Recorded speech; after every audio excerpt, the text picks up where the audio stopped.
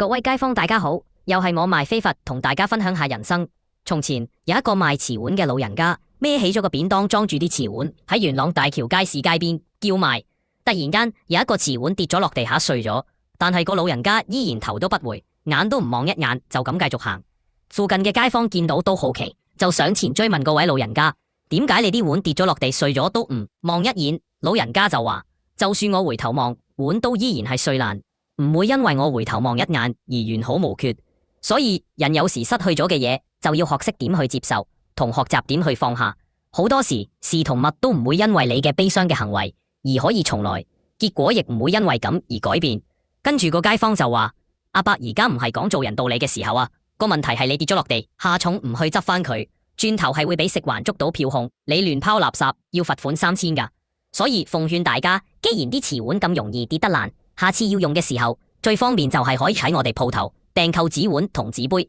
咁就唔驚佢跌爛同埋罰錢啦。多謝大家。